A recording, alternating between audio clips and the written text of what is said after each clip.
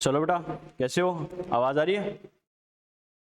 रितु, फैसल, प्रेक्षा, आवाज आ रही है बेटा? आवाज आ रही है? यस और नो?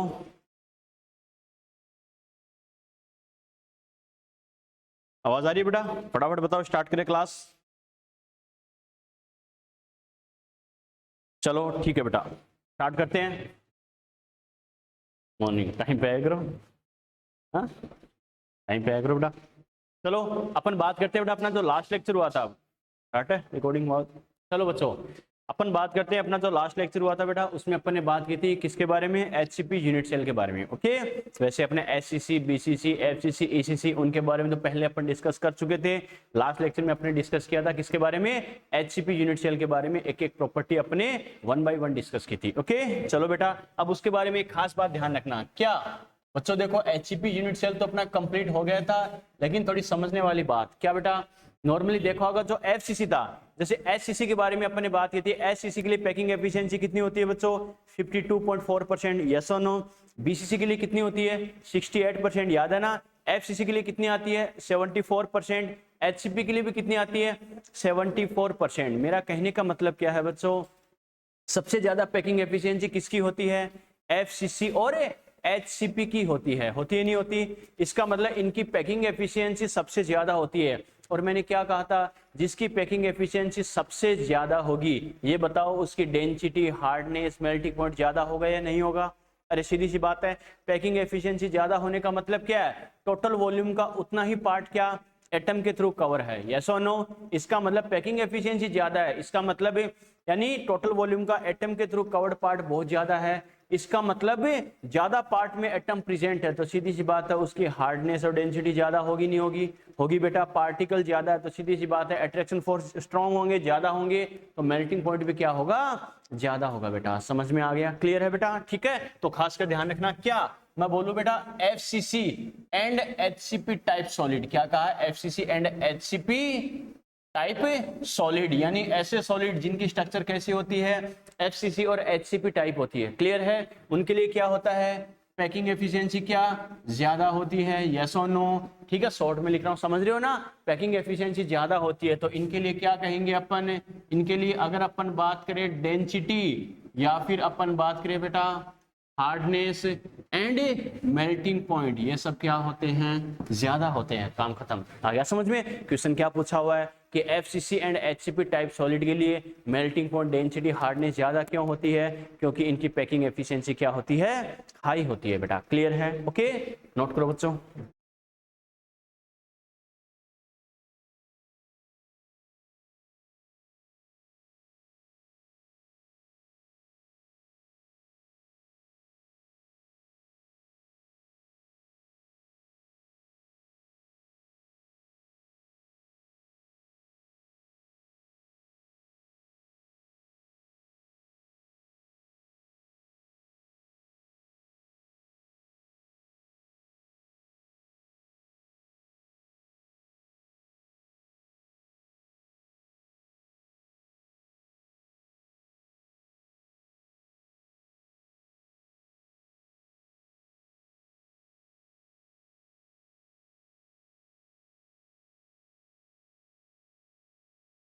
चलो बेटा, एक क्वेश्चन लिखो बेटा, लिखो which is represent to ideal packing.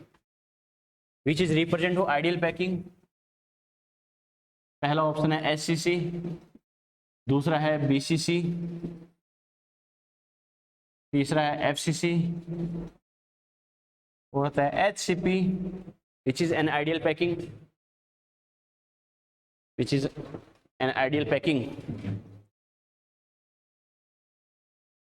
कौन सा होगा? बिल्कुल बेटा, वेरी गुड, मैंने पॉइंट लिखाया भी है। कौन सा होगा? इसे होगा। आइडियल पैकिंग होती है क्योंकि सबसे ज्यादा क्रॉस पैकिंग एफसीसी में ही होती है बच्चों। अपन पैकिंग इन सॉलिड पढ़ेंगे, उसमें डिटेल से डिस्कस करेंगे। इसमें क्रॉस पैकिंग होती है तो एफसीसी वाली पैकिंग सबसे बेस्ट होती है। ओके, लिख लिए? नेक्स्ट लिखो। Next question, which is represent to close packing?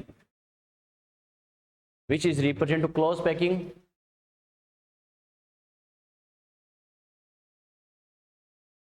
Which is represent to close packing. और ऐसे कोरोना टाइम में सबसे बेस्ट आपके लिए बेटा मास्क से मंकी कैप वो आती देखी ना, मंकी कैप देखा है क्या, वो सबसे बेस्ट आपके लिए। ठीक है, मंकी कैप देखा है क्या, खाली आंखें आगे खुली रहेगी आपकी, वो सबसे बेस्ट आपका पूरा यहाँ तक कवर रहेगा। डाकू से जरूर लगोगे, कोई लुटेरा आ गया, लेकिन आप पूरी सेफ रहोगे। ठीक है, तो उसके तो कल ले आना। ठीक है चलो बेटा, विच इज क्या लिखा, which is represent close packing. Okay, same option बेटा ये लिखो, सेम ऑप्शन यही लिखो, which is represent close packing. कौन सा होगा, first second third fourth, fourth होगा। Which is represent close packing कौन सा होगा, कोई बात नहीं, आंसर तो रॉन्ग होगा, कोई टेंशन नहीं है। कौन सा होगा, फोर्थ होगा। फोर्थ के फेयर में कितने हैं, थर्ड, सेकंड, फर्स्ट। बेटा एफसीसी का ही तो दूसरा नाम क्या है, CCP, cubical close packing. HCP क्या है, हेक्सागोनल क्लोज पैकिंग। दोनों के नाम में क्लोज पैकिंग आ रहा है, क्यों, दोनों में पैकिंग बहुत अच्छी होती है। देखा होगा दोनों की पैकिंग एफिशिएंसी भी सबसे ज्यादा होती है, 74। क्या दो ऑप्शन सही हो सकते हैं जैसे अपन ने लिखा है वैसे। ठीक है, हाँ पेपर में आया तो आपको बोथ का ऑप्शन देगा बेटा। ठीक है, यहाँ तो बस मैं चल के आपको बोल देता हूँ, दिमाग में आइडिया आ जाता, बस तुम्हारा व्यू जानना था। आप अगर ये भी बोल देते सर एक ही ऑप्शन होगा या मोर देन वन करेक्ट बता सकते हैं।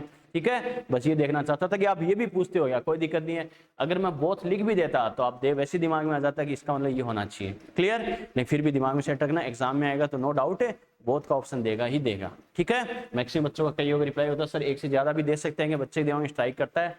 सर ने बताया था, तो एफसीसी में भी कहा था, इसका दूसरा नाम क्या है, सीसीपी, क्यूबिकल क्लोज पैकिंग। आ गया समझ में, इसमें भी क्लोज पैकिंग होती है नहीं होती, होती है। ये हेक्सागोनल क्लोज पैकिंग, दोनों में ही क्या है, क्लोज पैकिंग है। इसमें नाम में क्लोज पैकिंग नहीं आता बेटा, क्योंकि क्लोज पैकिंग होती ही नहीं है। समझ में आ गया, यस और नो, अरे बात समझ में आ गई। चलो बेटा, तो ये ध्यान रखना, अपने अलग अलग टाइप की पैकिंग जो पढ़ी है उसके बारे में ये एक दो बेसिक पॉइंट्स है बेटा, ये जरूर ध्यान रखना है। क्लियर है। अब बच्चों देखो, एक बार एग्जाम में क्वेश्चन भी पूछा हुआ है, एनसीईआरटी में दे भी रखा है, एक दो एग्जाम्पल एनसीईआरटी में दे रखे हैं, बस उसमें दो ही एग्जाम्पल दे रखे हैं, लेकिन अपन को और भी कई सारे एग्जाम्पल ध्यान रखने हैं जो हमारे काम आ सकते हैं। ओके, क्वेश्चन क्या पूछेगा, आपको सिर्फ एलिमेंट का नाम दे देगा, क्या इस एलिमेंट में कौन सी किस टाइप की यूनिट सेल होगी। क्या कहा, जैसे अपन SCC, BCC, FCC, HCP mainly 4 type की डिस्कस की है, तो बच्चे से क्या पूछेगा, एलिमेंट का नाम दे देगा, इस एलिमेंट में किस टाइप की यूनिट सेल होगी। ओके, एनसीईआरटी में जैसे 2 दे रखा है बेरिलियम मैग्नीशियम का, लेकिन बच्चे को हर चीज ध्यान होनी चाहिए, इसका बोले तो कैसे करना, उसका बोले कैसे करना। बच्चा क्या करेगा, अलग अलग जगह क्वेश्चन देख के फिर उसका आंसर देके रटेगा कि इसमें मुझे ये ध्यान रखना, इसमें ये ध्यान रखना है, लेकिन तो कितना रटोगे, रटना नहीं है, जिस वे में मैं बता रहा हूँ याद करने का तरीका उसी के अकॉर्डिंग आपको ध्यान रखना है। ओके, कैसे करना है बेटा, चलो बात करते हैं। हेडिंग लिखो बेटा, types of unit cells, types of unit cells for different elements,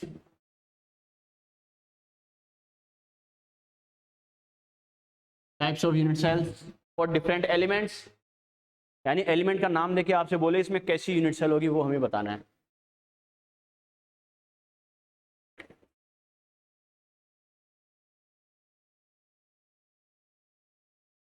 लिख लिए। अब देखो बच्चों, ऐसे अगर रटोगे तो कंफ्यूज हो जाओगे। ओके, जैसे मैं बता रहा हूँ सीक्वेंस है उसी के अकॉर्डिंग करना है। मैंने क्या कहा, types of unit cell for different elements, अलग अलग एलिमेंट का नाम देके बोले इसमें कौन सी यूनिट सेल होगी, कैसे होगी। क्लियर है, तो ध्यान रखना बच्चों, 4 यूनिट सेल में सीक्वेंस से बोल रहा हूं बेटा, 4 कौन सी, एससीसी, बीसीसी, एफसीसी, एचसीपी, ये सीक्वेंस याद रखना, SCC, BCC, FCC, HCP. Clear है। एक एससीसी वाली को साइड कर देना, फर्स्ट वाली को बच्चा कहेगा सर क्यों, इधर ध्यान दो, क्योंकि वो ओनली एंड ओनली मैंगनीज में होगी, Mn25 नंबर वाले एलिमेंट में। आ गया समझ में, याद है ना, Mn मैंगनीज। क्लियर है। मैंने क्या कहा, SCC, BCC, FCC, HCP 4 type की होती है, तो सबसे फर्स्ट वाली को तो अलग कर देना, क्योंकि ये सिर्फ एक ही एलिमेंट में होगी, किसमें, मैंगनीज में। आ गया समझ में। बाकी कौन सी बच गई, बीसीसी, एफसीसी, एचसीपी। आ गया समझ में। क्लियर है बेटा। चलो, तो सीक्वेंस से अपन बात करते हैं। सबसे पहले मैं कहूं बेटा फॉर एस ब्लॉक एलिमेंट्स, किसके लिए बात कर रहा हूं मैं, एस ब्लॉक एलिमेंट्स के लिए मैं बात कर रहा हूँ बेटा, क्या कहा, फॉर एस ब्लॉक एलिमेंट्स। बच्चों देखो एस ब्लॉक एलिमेंट्स की अगर अपन बात करें, एस ब्लॉक में हमें पता है दो ग्रुप होते हैं, फर्स्ट डे और सेकंड डे। अरे ये तो ध्यान है ना, लीना करे रब से फरियाद बेटा मांगे कार स्कूटर, याद है बेटा, फर्स्ट डे और सेकंड डे। अरे ये तो याद है या अभी तक अंधेरे में जी रहे हो, ये तो ध्यान है ना, फर्स्ट डे और सेकंड डे दोनों ग्रुप की अगर मैं बात करूं तो मैं क्या कहूंगा, फर्स्ट ए की बात करें तो फर्स्ट ए कर देना बच्चों बीसीसी, क्योंकि मैंने क्या कहा, अरे एक तो अलग ही हो गया, एससीसी तो अलग हो गया बच्चों, एससीसी को अलग कर देना, वो सिर्फ एक मैंगनीज में होगी। उसके बाद उसका सेकंड नंबर पे कौन सा, बीसीसी आ गया समझ में, यानी फर्स्ट ए में कौन सी होगी, बीसीसी होगी बस।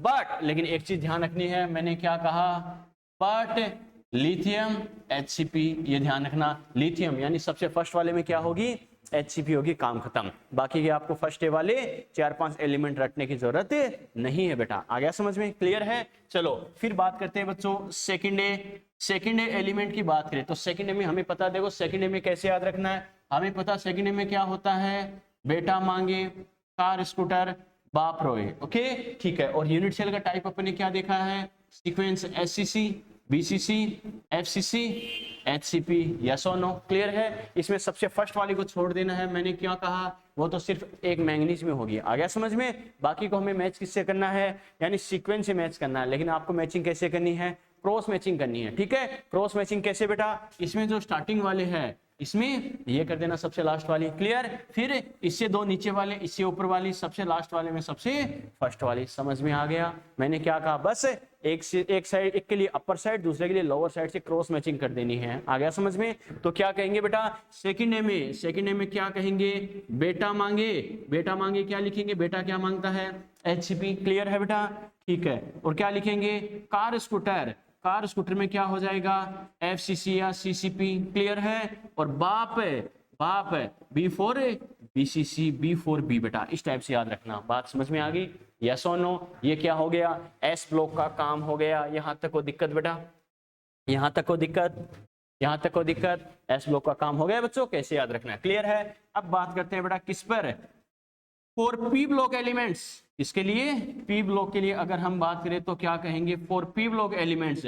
पी ब्लॉक एलिमेंट्स की अगर बात करें बच्चों ध्यान रखना, एल्यूमिनियम, एल्यूमिनियम की बात करें ए बी, मेरे नाम के अकॉर्डिंग याद रखना, एल्यूमिनियम में बीसीसी, काम खत्म, ए बी, एल्यूमिनियम में क्या होगी, बीसीसी होगी बेटा, क्लियर है, ठीक है। कुछ एग्जांपल्स हमें ऐसे देगा इनर्ट गैसेस वाले, तो क्या लिखेंगे, solid formed by inert gases, क्या कहा, solid formed by inert gases, solid formed by inert gases, उसमें क्या होगा, एफसीसी या सीसीपी, ओके।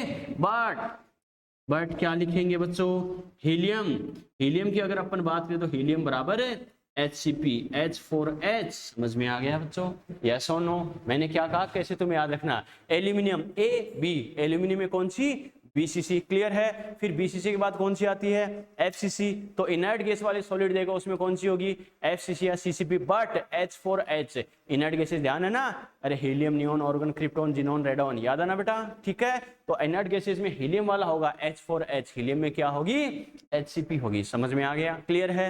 ये किसका काम हो गया बेटा, ये हो गया पी ब्लॉक एलिमेंट्स का, क्लियर है। चलो अब बात करते हैं किसकी, डी ब्लॉक एलिमेंट्स के लिए अगर हम बात करें तो क्या लिखेंगे, for D block elements, D block elements की अगर हम बात करें तो इनके लिए क्या कह सकते हैं बेटा, डी ब्लॉक में मैंने क्या कहा, अब बच्चों देखो सबसे पहले एक जो एलिमेंट हमने छोड़ा था उसको बेटा याद कर लो, कौन सा, मैंगनीज, याद है ना बच्चों। तो मैंने क्या कहा, मैंगनीज की अगर हम बात करें तो मैंगनीज में कौन सी होगी, एससीसी, काम खत्म, क्लियर। मैंगनीज का एटॉमिक नंबर कितना होता है बच्चों, 25, वेरी गुड, 25, एक 25 से पहले एक 25 के बाद, यानी कौन सा, 24 और 26, 24 पे कौन होता है, क्रोमियम, 26 पर कौन होता है, आयरन, क्लियर। तो क्या लिखेंगे, क्रोमियम और आयरन, एससीसी के बाद कौन सा आएगा, बीसीसी, काम खत्म, क्लियर है। और हमें पता आयरन के बाद कौन सा आता है, कोबाल्ट, निकिल, कॉपर, आता नहीं आता, यस और नो। तो क्या कहा बच्चों, कोबाल्ट,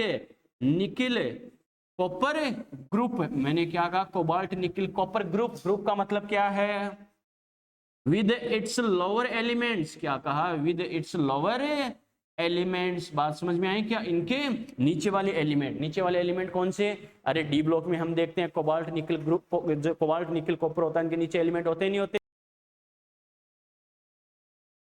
नई पंडिताइन पटना की, जो भी बेटा ट्रिक्स के अकॉर्डिंग याद रखते हैं, ध्यान है ना।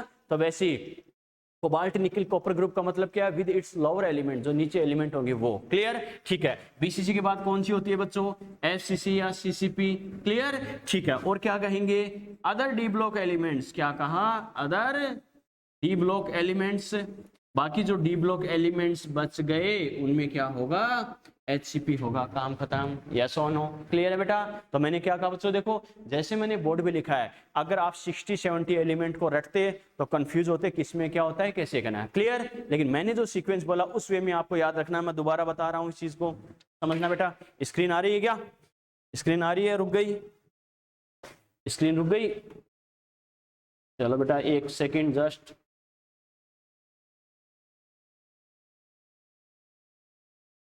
चलो बेटा, तो अपन ने क्या कहा, देखो मैंने जो सीक्वेंस बोला बेटा उसी के अकॉर्डिंग हमें याद रखना है कैसे करना है। सबसे पहले मैंने क्या कहा, यानी सीक्वेंस में मैंने 4 यूनिट सेल की मैंने बात की है, एससीसी, बीसीसी, एफसीसी और एचसीपी। क्या कहा, एससीसी, बीसीसी, एफसीसी और एचसीपी। एससीसी वाली को छोड़ देना, वो सिर्फ एक एलिमेंट में होगी, मैंगनीज में। आया समझ में, 25 वाले में। बाकी बात करेंगे सीक्वेंस से बीसीसी, एफसीसी और एचसीपी की। क्लियर है। सबसे पहले बात करें एस ब्लॉक एलिमेंट है। एस ब्लॉक एलिमेंट की अगर अपन बात करें तो क्या होगा, फर्स्ट ए। हमें पता है एस ब्लॉक में 2 ग्रुप होते हैं, फर्स्ट ए और सेकंड ए। फर्स्ट ए में बच्चों क्या करो, एससीसी तो अलग हो ही गया, तो बीसीसी से स्टार्ट कर दो। फर्स्ट ए में क्या होगी, बीसीसी होगी, बट सबसे फर्स्ट वाले में सबसे लास्ट वाली लिथियम में एचसीपी, काम खत्म। यस और नो, क्लियर है। फिर सेकंड ए में आओ, क्रॉस मैचिंग कर दो। क्रॉस मैचिंग कैसे, सेकंड ए में क्या होता है, बेटा मांगे कार स्कूटर, ठीक है, बाप रोए। अब क्या करना है, इधर से एससीसी तो अलग हो गया था, बीसीसी, एफसीसी, एचसीपी, तो सबसे स्टार्टिंग वाले में एचसीपी कर दो, बेटा मांगे एचसीपी, कार स्कूटर, फिर उससे ऊपर वाली कार स्कूटर एफसीसी, बाप for BCC, B for B. समझ में आ गया, क्लियर। ये एस ब्लॉक का काम हो गया। पी ब्लॉक में जब आए तो क्या होगा, एल्यूमिनियम बीसीसी, ए बी, मेरे नाम के अकॉर्डिंग याद रखना, एल्यूमिनियम में बीसीसी। क्लियर है, ठीक है। फिर कुछ सॉलिड गैस, इनर्ट गैसेस वाले को सॉलिड कंपाउंड दे देगा, तो क्या होगा, बीसीसी के बाद कौन सा आता है, एफसीसी या सीसीपी, बट H4H हीलियम में एचसीपी, सबसे फर्स्ट वाले में सबसे लास्ट वाली। क्लियर है, H4H हीलियम में एचसीपी। अब बात करते हैं बेटा डी ब्लॉक एलिमेंट में। डी ब्लॉक की अगर हम बात करें तो क्या कहा, मैंगनीज इसमें आता है, मैंने कहा था 25 वाले में क्या होगी, एचसीसी। यस और नो, एक इससे पहले वाला 24 यानी क्रोमियम, एक इसके बाद वाला यानी आयरन 26। आ गया समझ में। तो क्रोमियम आयरन में क्या होगा, इसके नेक्स्ट वाली बीसीसी। आ गया समझ में, क्लियर है। फिर आयरन के बाद कौन सा आता है, 27, 28, 29 पर cobalt nickel copper group, group मतलब विद इट्स लोअर एलिमेंट्स, इसके नीचे वाले एलिमेंट भी। बीसीसी के बाद कौन सा आता है, एफसीसी या सीसीपी, काम खत्म। अदर डी ब्लॉक एलिमेंट्स, बाकी जो भी बच गए 20-30 टाइप के, उनमें सभी में क्या, एचसीपी, काम खत्म। समझ में आ गया, यस और नो। तो आपको 60-70 एलिमेंट अलग से रटने की जरूरत नहीं पड़ेगी इस वे में। हाँ बेटा, पी ब्लॉक वाला, पी ब्लॉक में अपन ने क्या कहा, एल्यूमिनियम ए बी, एल्यूमिनियम में बीसीसी। आ गया समझ में। अगर इनर्ट गैसेस के कुछ एग्जांपल दे दे बेटा तो क्या होगा उनमें, यानी बीसीसी के बाद कौन सी, एफसीसी या सीसीपी। आ गया समझ में। बट H4H हीलियम में एचसीपी। आ गया समझ में, क्लियर है बेटा, ठीक है। तो एस ब्लॉक में कौन सा, पी में कौन सा, डी ब्लॉक में कौन सा। अब बच्चों के दिमाग में है, सर कुछ एलिमेंट्स इसमें लिखे हैं, ऑलमोस्ट 50% एलिमेंट तो इसमें लिखे ही नहीं है, रिमेनिंग है या नहीं है। इसका रीजन ये है बेटा, पीरियडिक टेबल में सभी एलिमेंट सॉलिड फॉर्म में होते हैं क्या, अरे अपन स्टडी किसकी कर रहे हैं, सॉलिड स्टेट, सॉलिड सबस्टांस की। यस और नो, हमें पता है ऑलमोस्ट 50% पार्टी जो एलिमेंट्स होते हैं वो तो क्या होते हैं, लिक्विड या गैसेस फॉर्म में होते हैं या कुछ रेडियो एक्टिव होते हैं। यस और नो। तो अपन ने ए ब्लॉक की स्टडी नहीं की क्योंकि उसमें रेडियो एक्टिव आते हैं, और बाकी जो पी ब्लॉक में या डी ब्लॉक में जो लिक्विड या गैसेस फॉर्म में आ गए उनको भी हमने छोड़ दिया है, क्योंकि हम स्टडी करें सॉलिड स्टेट की। तो जो सॉलिड फॉर्म में होगा या मेटल की फॉर्म में होगा वो भी सॉलिड ही होता है। तो क्या होगा, जो सॉलिड फॉर्म में एग्जिस्ट करते हैं अपने उन्हीं एलिमेंट्स के बारे में बात की है, उन्हीं एलिमेंट्स के बारे में डिस्कस करते हैं अपन। समझ में आ गया, यस और नो। तो जैसे सीक्वेंस मैंने बताया बेटा, एक आप जैसे 2 बार घर पे जाके खुद रिवाइज कर लो, सर ने कहा था फर्स्ट टाइम में ये, बट इसमें ये, इसमें ये, इसमें ये, इसमें ये, इसमें ये, जो सीक्वेंस मैंने बोला है आप दिमाग में रिवाइज कर लोगे, लिख के देखने की जरूरत नहीं है। दिमाग में अगर है तो समझ लो सेट हो गया। क्लियर, बिना देखे खुद बोल सकते हो, फिर मैच करके देखोगे मैंने सही बोला है क्या, तो वो इसका मतलब है परमानेंटली आपके याद हो जाएगा, टिक लगा सकते हो, देखते ही किसमें क्या करना, किसमें क्या करना, रटने की जरूरत नहीं पड़ेगी। समझ में आ गया, यस और नो, क्लियर है बेटा, ठीक है, नोट करो फटाफट।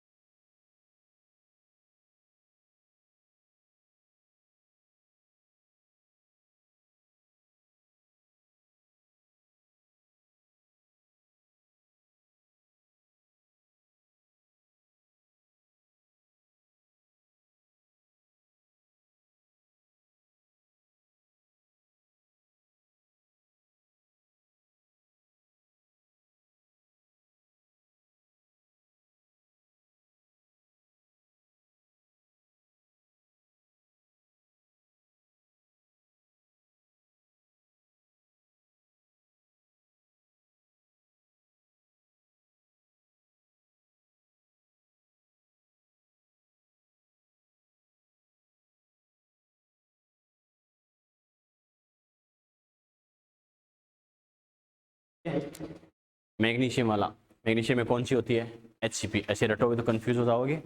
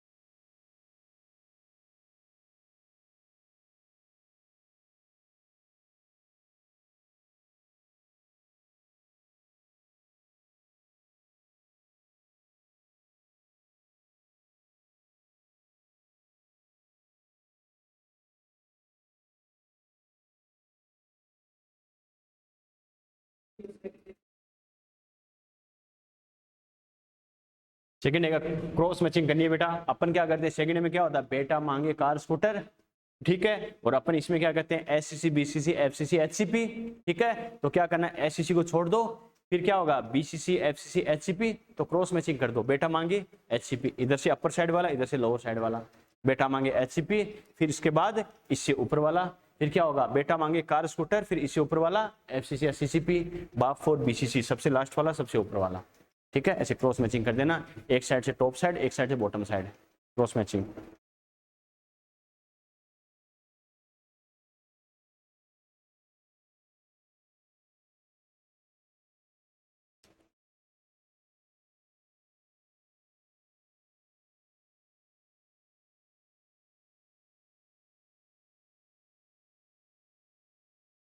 चलो बेटा कर लिए, कर लिए क्या?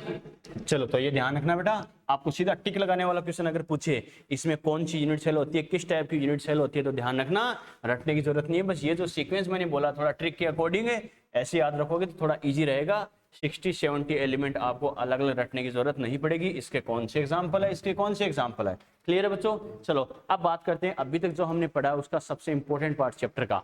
हेडिंग लिखो बेटा, डेंसिटी ऑफ क्रिस्टल। क्या कहा? डेंसिटी ऑफ क्रिस्टल,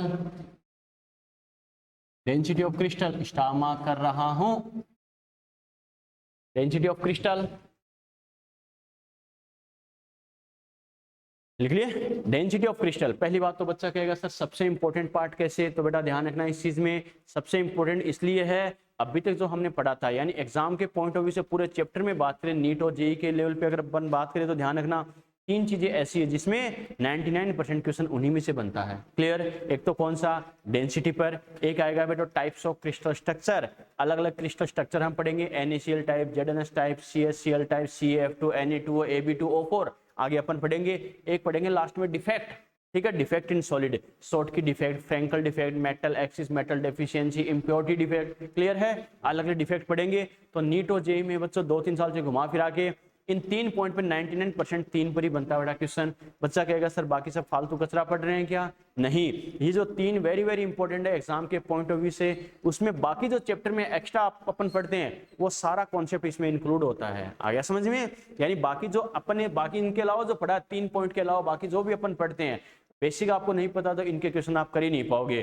तो ये 3 इंपॉर्टेंट इसलिए है क्योंकि पूरा चैप्टर का कंक्लूजन इन तीनों कॉन्सेप्ट में आ जाते हैं। आ गया समझ में? जैसे अपन डेंसिटी की बात करें तो डेंसिटी ये नहीं आएगा, वही बात है ऐसे अपन पढ़ते हैं ना 4th 5th 6th क्लास में, LKG UKG में, वही बात है, मास इतना तो वॉल्यूम कितना होगा, वॉल्यूम इतना, ऐसे लॉलीपॉप क्वेश्चन नहीं आएगा। कहने का मतलब इसमें पूरा आ जाएगा, कौन सी यूनिट सेल है, इसमें हमें क्या लेना है, नंबर ऑफ पार्टिकल क्या लेना है, एज लेंथ क्या लेना, RA का रिलेशन क्या होगा, सब कुछ इसमें इंक्लूड हो जाएगा, क्लियर? वैसे देखो मेन कॉन्सेप्ट वही है, उसी को अपन मॉडिफाइड करके यूनिट सेल के रेस्पेक्ट में स्टडी करनी है। तो कैसे? डेंसिटी ऑफ क्रिस्टल, इसका सिंबल होता है बच्चों D। तो बच्चों देखो एग्जाम के पॉइंट ऑफ व्यू से जो इंपॉर्टेंट है उसको स्टार मार्क करने का मेरा पर्पज ये है, एग्जाम से पहले जब हम लास्ट टाइम रिवीजन करते हैं कि अबे इससे बाद रिवीजन नहीं होगा, उस टाइम जो स्टार मार्क करवाऊंगा जिन हेडिंग को, जिन पॉइंट्स को, वो जिन फॉर्मुलों को, वो जरूर आपको ध्यान रखने हैं कि ये तो मुझे ध्यान होना ही चाहिए। आ गया समझ में? इस पर क्वेश्चन बनेगा। तो क्या कहा, डेंसिटी का नॉर्मल कॉन्सेप्ट क्या होता है? मास अपॉन वॉल्यूम, यस और नो? अरे होता नहीं होता, मास या वेट अपॉन वॉल्यूम, बस वही चीज है। अपन क्रिस्टल, क्रिस्टल का मतलब होता है, क्रिस्टल वर्ड यूज होता है बेटा हार्ड फॉर्म के लिए, ठीक है।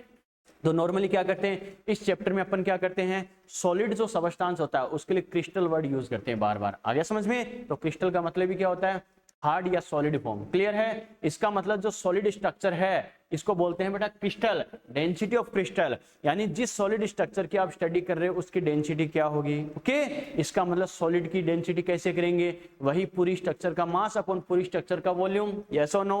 अब मैंने क्या कहा था, कंप्लीट स्ट्रक्चर या कंप्लीट एरिया वॉल्यूम की स्टडी करने के बजाय छोटे से पार्ट की स्टडी करते हैं। यस और नो?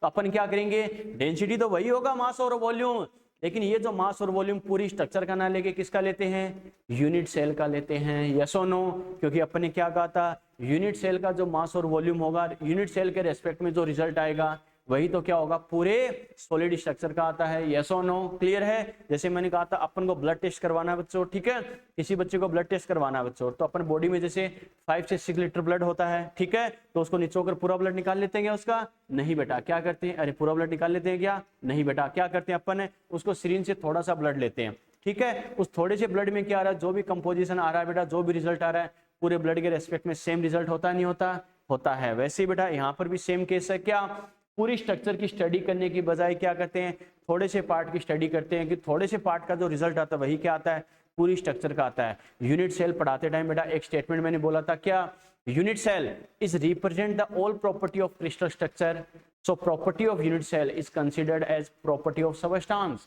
आ गया समझ में? जैसे मैंने ब्लड वाला एग्जांपल लिया, वैसे ही जो यूनिट सेल होती है वो क्या करती है, स्ट्रक्चर के सारी प्रॉपर्टी को रिप्रेजेंट करती है। जो यूनिट सेल का रिजल्ट आता है पूरी स्ट्रक्चर का ऑलमोस्ट वही आता है। इस वजह से क्या करेंगे, पूरे स्ट्रक्चर की स्टडी करने के बजाय, टाइम और एनर्जी वेस्ट करने की बजाय, उसके छोटे से पार्ट एक यूनिट सेल की स्टडी अपन करके देख सकते हैं, सेम रिजल्ट आएगा। क्लियर? तो यहाँ पर अपन जो मास और वॉल्यूम लेते हैं वो क्या लेते हैं बेटा, यूनिट सेल का लेते हैं। तो क्या लिखेंगे, डेंसिटी का कॉन्सेप्ट तो क्या होता है, मास अपॉन वॉल्यूम, तो यहाँ पर मास और वॉल्यूम किसका लेंगे, कंप्लीट स्ट्रक्चर का ना लेके किसका लेते हैं, यूनिट सेल का लेंगे बेटा। समझ में आ गया? क्लियर है? यस और नो? तो लिखो बेटा, the ratio of density, the ratio of density, the ratio of density and the ratio of density and mass of unit cell, the ratio of density and mass of unit cell, sorry, the ratio of mass and volume of unit cell, क्या लिखा, the ratio of mass and volume of unit cell, the ratio of mass and volume of unit cell, ऐसे लिखो, the ratio of mass and volume of unit cell, the ratio of mass and volume of unit cell is called density of crystal. The ratio of mass and volume of unit cell, the ratio of mass and volume of unit cell is called density of crystal. Unit cell के mass और volume का जो ratio लेंगे वही क्या आएगा, crystal की density होती है। क्लियर है बच्चों? ठीक है, तो अपन क्या कहेंगे बेटा, समझना इस चीज को, तो क्या लिखेंगे, density of crystal, density of crystal, यानी जिस क्रिस्टल स्ट्रक्चर की अपन स्टडी करें तो क्या लिखेंगे, अपन क्या लेंगे बेटा, mass of unit cell upon क्या लिखेंगे, वॉल्यूम ऑफ यूनिट सेल। अरे समझ में आ गया? यस और नो? क्लियर है बेटा? चलो देखो आगे कैसे फॉर्मूले को हम मॉडिफाइड करते हैं बच्चों, कैसे समझना है इस चीज को। नॉर्मली हमें पता है डेंसिटी का कॉन्सेप्ट क्या होता है बेटा, मास अपॉन वॉल्यूम। यस और नो? होता नहीं होता? ठीक है बच्चों, देखो यहाँ पर एक मोलर मास वर्ड हम बार बार यूज करते हैं। मोलर मास का मतलब क्या होता है, एक मोल का मास। यस और नो? अरे होता नहीं होता? सीधी सी बात है बच्चों, देखो नंबर ऑफ एटम से कैसे कंपेयर करते हैं। अपन ने क्या कहा, क्रिस्टल की डेंसिटी क्या होगी, यूनिट सेल का जो मास होगा, यूनिट सेल का जो वॉल्यूम होगा, दोनों का रेशियो होगा, वही तो क्या होगा, क्रिस्टल स्ट्रक्चर की डेंसिटी बोली जाएगी। क्लियर है? यूनिट सेल का मास किसकी वजह से होता है, अरे सीधी सी बात है, एटम्स की वजह से होता नहीं होता। यूनिट सेल के अंदर होते ही क्या है, अलग अलग पोजीशन पर एटम होते हैं। हमें पता है body centre, face centre, edge centre, corner, atom होते नहीं होते, तो अलग अलग पोजीशन पर एटम्स होते हैं, बाकी तो फ्री स्पेस होता ही है बच्चों।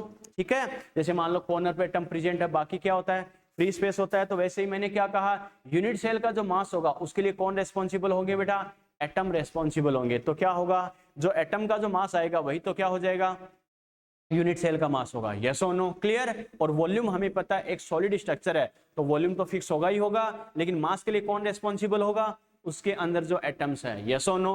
अरे सीधी सी बात है, फॉर एग्जांपल मान लो इस क्लासरूम के लिए अगर अपन बात करें तो मान लो अगर हमारे वेट के कंपैरिजन में आपसे बोला जाए ये जो कंप्यूटर या फिर टेबल या स्टेज या बेंचेस टेबल ये जो सब कुछ रखा है उनका मास नेग्लेजिबल है, सपोज करो बाकी जो रखा उसका मास क्या है, नेग्लेजिबल है, ठीक है। या फिर आपसे बात करें क्लासरूम का जो मास हमें लिविंग सबस्टांस के रेस्पेक्ट में कंसीडर करना है, क्लियर है। तो बाकी सब तो क्या नॉन लिविंग है, इसका मतलब मास के लिए रेस्पॉन्सिबल कौन होंगे, हम सब जो क्लासरूम में प्रेजेंट है बेटा, हम सब लिविंग सबस्टांस के फॉर्म में अपन है बेटा, लिविंग हो या नहीं हो, बात समझ में आ रही है ना, ठीक है बेटा। कहने का मतलब क्या, अपन सब लिविंग ऑर्गेनिज्म में आते हैं तो क्या होगा, हम सबका जो मास होगा वही तो क्या होगा, पूरे क्लासरूम का मास या वेट होगा बच्चों, यस और नो, क्लियर है। वैसे ही यूनिट सेल में क्या होता है, एटम्स होते हैं, बीच में फ्री स्पेस होता है, इसका मतलब यूनिट सेल में मास के लिए कौन रिस्पॉन्सिबल होगा, एटम्स तो रिस्पॉन्सिबल होते हैं, तो जो टोटल एटम का जो मास आएगा वही तो यूनिट सेल का मास हो जाएगा, यस और नो, क्लियर है। तो बच्चों एक मोलर मास वर्ड यूज होता है, मोलर मास का मतलब क्या होता है, 1 मोल का मास, और 1 मोल में कितने पार्टिकल होते हैं,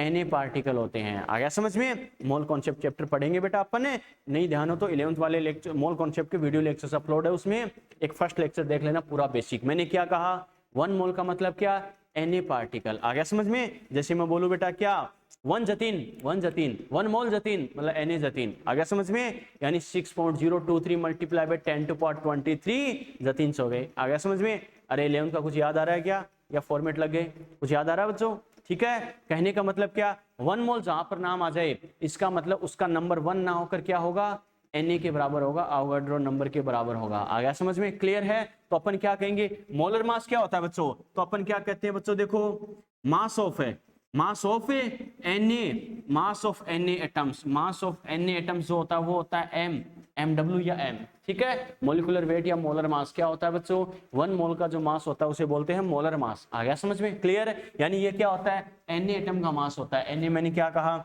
अवोगाड्रो नंबर, साइंटिस्ट के नाम पे दिया गया है, जिसकी वैल्यू क्या होती है 6.023 मल्टीप्लाई बाय 10⁻23, क्लियर है, ठीक है। तो क्या कहेंगे, Na एटम का मास ये हो गया, तो क्या लिखेंगे बच्चों, मास ऑफ 1 एटम, 1 एटम का कितना हो जाएगा बेटा, m/Na, यस और नो, क्लियर है। और हमें पता है स्ट्रक्चर के अंदर नंबर ऑफ एटम को अपन किससे रिप्रेजेंट करते हैं, जेड से, याद है ना। तो क्या लिखेंगे अपन, मास ऑफ, क्या लिखेंगे, mass of Z atoms, number of atoms अगर जेड हो तो अपन क्या लिख सकते हैं, Z multiply by m/Na, yes और नो, ठीक है। इसका मतलब क्या होगा, यूनिट सेल में जितने एटम्स होंगे उनके रेस्पेक्ट में मास कितना आ रहा है, नंबर ऑफ एटम्स को अपन किससे रिप्रेजेंट करते हैं यूनिट सेल में, Z, effective number of atom, याद है ना। तो क्या होगा, effective number of atom Z है तो उनका मास क्या हो जाएगा, जेड मल्टीप्लाई बाई m/Na हो जाएगा, यस और नो, क्लियर है बेटा, ठीक है। तो अपन क्या कह सकते हैं, इसका मतलब यहाँ पर वैल्यू पुट करें तो डेंसिटी क्या हो जाएगी, डेंसिटी इक्वल टू बच्चों देखो यूनिट सेल का जो वेट है, मास है, वो हमें पता है किसकी वजह से होगा, एटम्स की वजह से तो होता है। एटम का टोटल मास कितना आ रहा है बच्चों, जेड मल्टीप्लाई बाई क्या करूंगा, m अपॉन में क्या कर दूंगा, Na, और साथ में बच्चों अपॉन में क्या आ जाएगा, v क्या है, यूनिट सेल का वॉल्यूम है, यस और नो। अरे बात समझ में आ गई, ठीक है। इसको अपन क्या लिख सकते हैं, z multiply by m upon में क्या हो जाएगा, Na, और यूनिट सेल को अपन क्या लेते हैं, कुछ नहीं बोले तो अपन क्यूब की फॉर्म में ही कंसीडर करते हैं, तो क्यूब का वॉल्यूम क्या होता है, a क्यूब, समझ में आ गया, क्लियर है बच्चों। तो ये हो गया डेंसिटी का फॉर्मूला, ध्यान रखना बच्चों, very very very very important, आया समझ में, क्लियर है। अब इन सभी का मीनिंग आपको ध्यान होना चाहिए, इधर ध्यान दो बेटा, समझते रहना। बच्चा गलती कहाँ करता है, डी तो यहाँ पर क्या है, डेंसिटी ऑफ क्रिस्टल, जिसकी स्टडी अपन कर रहे हैं उसकी डेंसिटी हो जाएगी, क्लियर है, ठीक है। जेड क्या है बच्चों, इफेक्टिव नंबर ऑफ एटम्स, मैंने क्या कहा, effective number of atoms, unit cell के अंदर जितने इफेक्टिव नंबर ऑफ एटम है उनकी वैल्यू कैसे कैलकुलेट करना है, किसके लिए कितनी वैल्यू होती है, एक एक चीज अपने पढ़ी है, एससीसी के लिए क्या, बीसीसी के लिए क्या, एफसीसी के लिए क्या, एचसीपी के लिए क्या, याद है ना, क्लियर है, ठीक है। अब ध्यान रखना बच्चों, एम, बच्चा देखो गलती कहाँ करता है बेटा, ध्यान रखना, सबसे ज्यादा गलती यही करवाएगा, ओके। एम आपको क्या करना है बेटा, गिवन मास, मैं क्या बोल रहा हूं अच्छे समझ लेना, गिवन मास और मोलर मास, ठीक है, क्या कहा, गिवन मास और मोलर मास, जो नॉर्मल टीचर आपको नहीं बताएगा, आप गलती करके सीखोगे कि इस वजह से मेरा गलत हुआ है, लेकिन ध्यान रखना मैंने क्या कहा, गिवन मास और मोलर मास, ठीक है। अगर आपको चल के दे रखा है 100 ग्राम 200 ग्राम, तो आपको मोलर मास की जरूरत नहीं है। समझ में आ गया मैंने क्या कहा? गिवन मास और मोलर मास है। अगर चल के आपको बोल रहा है 10 ग्राम के लिए, 100 ग्राम के लिए, 1000 ग्राम के लिए, तो वो मास आपको यूज करना है। गिवन का मतलब जो दे रखा है, क्लियर है। और अगर गिवन नहीं है, अलग से नहीं दे रखा, तो आपको क्या करना है? मोलर मास यूज करना है। मोलर मास क्या होता है ये तो ध्यान है ना, हर एलिमेंट का फिक्स होता नहीं होता। हाइड्रोजन, ऑक्सीजन, नाइट्रोजन, क्लोरीन या फिर सोडियम, कोई सा भी एलिमेंट हो, सभी का मोलर मास फिक्स होता है। यस और नो? ठीक है। वो कैसे कैलकुलेट करना है बेटा, चाहे क्लास के बाद मुझे अलग से पूछ लेना, या मोल कॉन्सेप्ट के रिकॉर्डेड लेक्चर देख लेना। मोलर मास मैंने डिटेल से बताया है कैसे करना है, क्या करना। आ गया समझ में? मोलर मास सिंपल वे में कहूं तो क्या? मॉलिक्यूल का वेट। ठीक है, एक मॉलिक्यूल में जो भी एटम्स होते हैं, सभी एटम के मास का सम। आ गया समझ में? क्लियर है। अब बच्चा कहेगा सर एटम के मास का सम, एटम का मास कैसे निकालेंगे?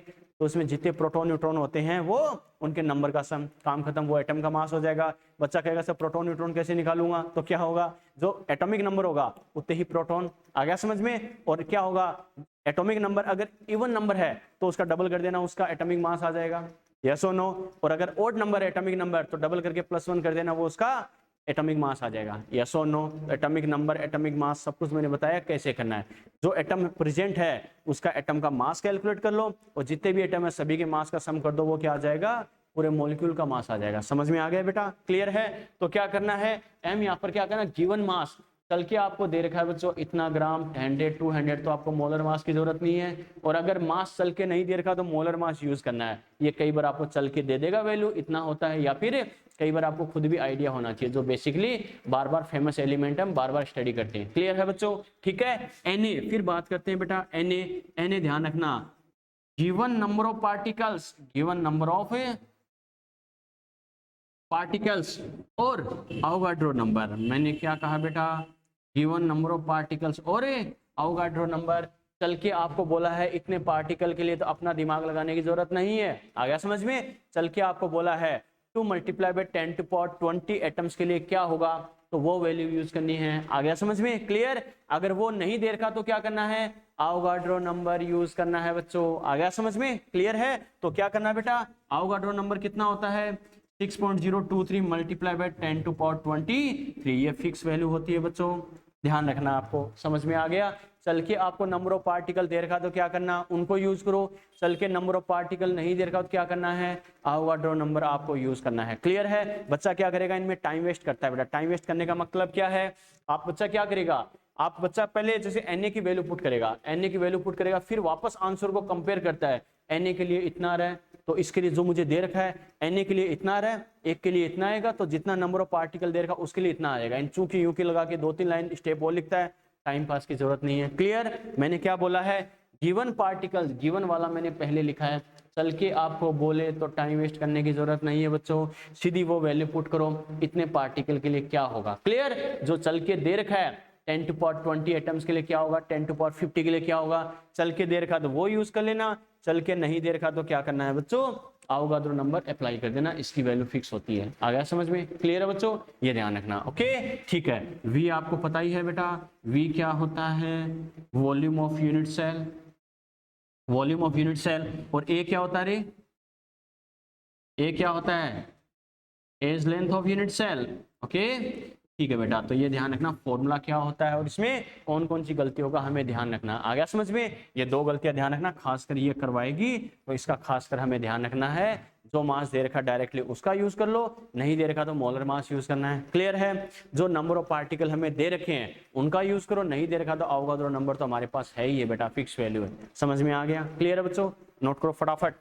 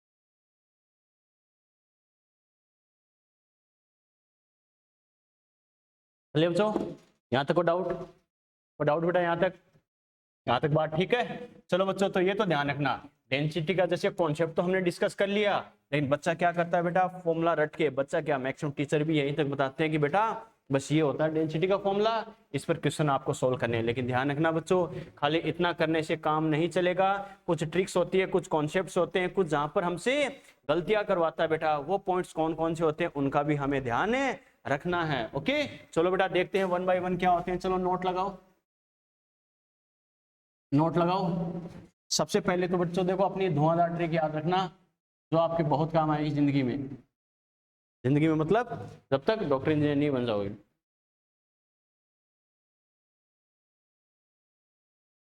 ठीक है, सबसे पहली बात तो देखो बेटा, सबसे पहले तो क्या है, एक स्टेटमेंट मैं बोल रहा हूं, अच्छे सुनना। क्या, अगर डेंसिटी का फॉर्मूला डेंसिटी नाम ही दे रखा क्वेश्चन में, मैंने क्या कहा, ठीक है, बस आपको ये पता होना चाहिए क्वेश्चन सॉलिड स्टेट का है, आ गया समझ में। डेंसिटी का कहीं भी नाम आ गया देखते ये चिपका दो, ऐसा भी मत कर देना बेटा, इतना तो पता चल जाएगा ना सॉलिड स्टेट का क्वेश्चन है। जो बच्चा 2 या 3 बार यानी कॉपी रिवाइज कर लेता है, एक बार क्लास अटेंड करके, उसको पता चल जाता है क्वेश्चन कौन से चैप्टर से है, कोई दिक्कत नहीं है। ओके, तो मेरा कहने का मतलब क्या है, क्वेश्चन में अगर डेंसिटी नाम दे रखा है तो क्वेश्चन वही छोड़ देना, क्वेश्चन वैसे नहीं छोड़ना, क्वेश्चन तो करना है बच्चों। मेरा कहने का मतलब क्या है, डेंसिटी नाम देखते सबसे पहले क्वेश्चन को वहीं छोड़ दो, सबसे पहले डेंसिटी का फॉर्मूला लिख देना।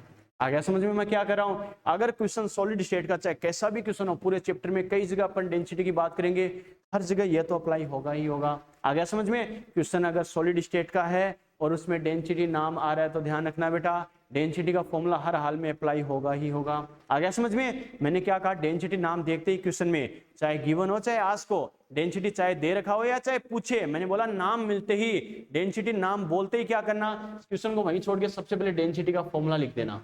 आ गया समझ में, इसका मतलब डेंसिटी के फॉर्मूले में मुझे ये वैल्यू चाहिए, अब आपको देखना क्या मुझे गिवन है क्या आस्क है। क्लियर, जो गिवन है उसकी वैल्यू पुट करो और जो पूछा है उसे कैलकुलेट कर लो। समझ में आ गया, यस और नो। इसका मतलब मैं क्या कह रहा हूं बेटा, if name of density is given in question then formula of density must be use. आ गया समझ में, मस्ट हर हाल में यूज करना ही करना है। आ गया समझ में, क्वेश्चन में डेंसिटी का नाम अगर बोला है तो डेंसिटी का फॉर्मूला हर हाल में आपको यूज करना है, यस और नो। क्लियर है बेटा, ठीक है, नोट करो बेटा, ये ट्रिक लिखो। सबसे पहले लिखो, if name of density, if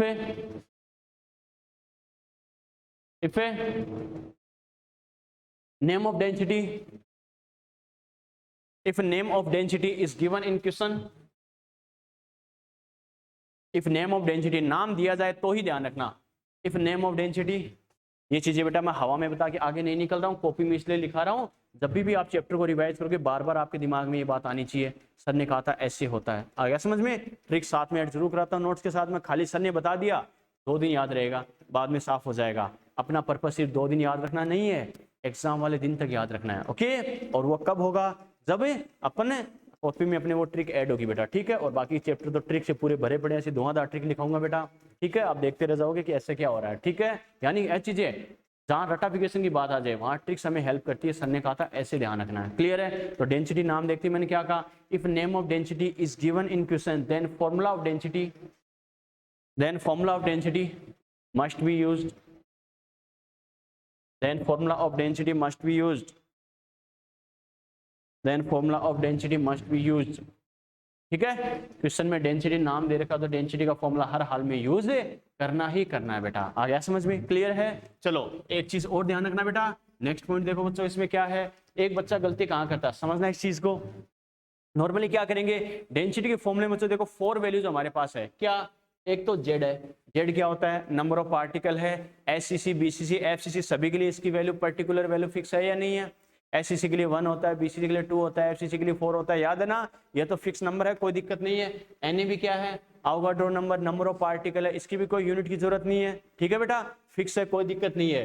लेकिन एम जो होगा क्या है, मास है, मास की हमें पता है अलग अलग यूनिट्स होती नहीं होती है बेटा, किलोग्राम ग्राम वगैरह अलग अलग यूनिट्स में दे सकता है नहीं दे सकता, यस और नो, दे सकता है बच्चों। क्लियर है, नीचे क्या है, ए क्या है, एज लेंथ है बच्चों, एज लेंथ है, एज लेंथ आपको अलग अलग पैरामीटर में दे सकता है, कैसे, metre, centimetre, decimetre, nanometre, picometre, angstrom, अलग अलग यूनिट्स में दे सकता है। ओके, देखो बच्चों मैक्सिमम बच्चों को आप देखते हो क्या करते हैं, सिर्फ फॉर्मूले रट के जाते हैं, शॉर्ट एंड स्वीट में पढ़ते हैं, शॉर्टकट में पढ़ते हैं कि पता है न्यूमेरिकल क्वेश्चन है, फिजिक्स और फिजिकल में न्यूमेरिकल आएंगे 90% क्वेश्चन तो सीधे फॉर्मूले रट के जाते हैं। और जैसे देखा ए दे रखा, बी दे रखा, सी दे रखा, ये पूछा है, बस ए बी सी को मिला के कौन सा फॉर्मूला होता है वैल्यू पुट करो और ऑप्शन मैच करो। और एग्जामिनर पहला ऑप्शन वो जानबूझ के देता है, फिर बच्चा देखता है मेरा आंसर 70 आया और एग्जामिनर ने पहला ऑप्शन 70 दे रखा है, वाह यार ये तो कमाल हो गया, 70 पॉइंट समथिंग भी नहीं आया, मेरा तो एग्जैक्ट आया है, इसका मतलब आंसर फर्स्ट सही है, मेरा एग्जैक्ट आया।